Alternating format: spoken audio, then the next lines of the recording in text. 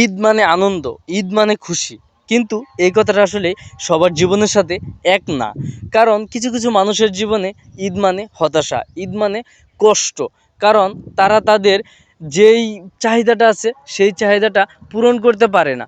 তারা প্রতিনিয়তই জীবনের সাথে সংগ্রাম করে যায়।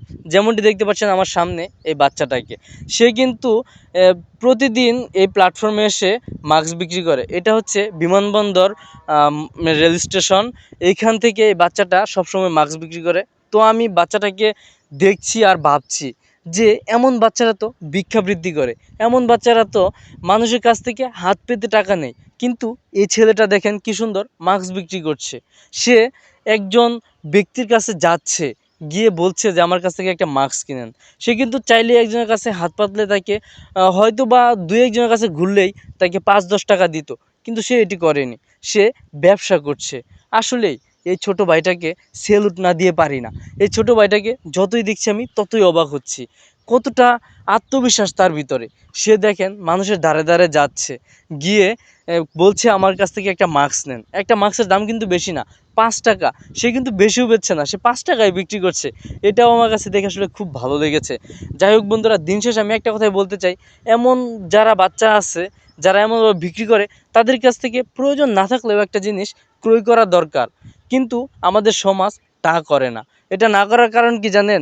যে সে যদি ভিক্ষা করতো তাহলে ঠিকই তাকে ৫ টাকা দিয়ে দিত। কিন্তু সে যে বিজনেস করছে, এটা মানুষের আসলে ভালো লাগে না। এটা আমাদের আসলে বাংলাদেশের কালচার। এই কালচারটা আমাদের পরিবর্তন করতে হবে। আমরা যখন এই বাচ্চাদেরকে দেখব যে তারা এমনভাবে উৎসাহিত হয়ে কাজ করছে ভিক্ষাবৃত্তি বাদ দিয়ে, তো বন্ধুরা যাই হোক আমি তাকে ডাক দিলাম। আমার সাধ্যমতো যা আছে আমি তাকে হেল্প করার চেষ্টা করব।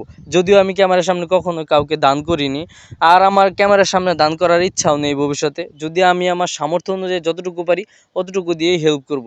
তো এই বাচ্চাটাকে দেখে আমার মায়া লাগলো, তাই আমি তাকে ডাক দিলাম। তো সে আমাকে বলছিল যে ভাইয়া একটা মাস্ক কিনেন। পরে আমি তাকে বললাম যে আজকে সারাদিনে কত টাকা বিক্রি করেছো? সে বলল যে ৫০-৬০ টাকা হবে। তো আমি বললাম তুমি সারাদিনে কত টাকা বিক্রি করো? সে বলল যে আমি সারাদিনে ১০০-১৫০ টাকা বিক্রি করি। আমি বললাম যে তোমার বাবা মা নেই? সে বলল যে হ্যাঁ বাবা মা আছে, বাবা মারা অন্য কাজ করে, আমিও এই কাজ করি। তো বন্ধুরা, এমন বাচ্চাদেরকে দেখলে আমি আপনাদেরকে রিকোয়েস্ট করব, আপনারা অবশ্যই অবশ্যই তাদের কাছ থেকে কিছু না কিছু ক্রয় করবেন। এতে করে তাদের মনে উৎসাহ জাগবে। তারা এভাবে ভিক্ষাবৃত্তি বাদ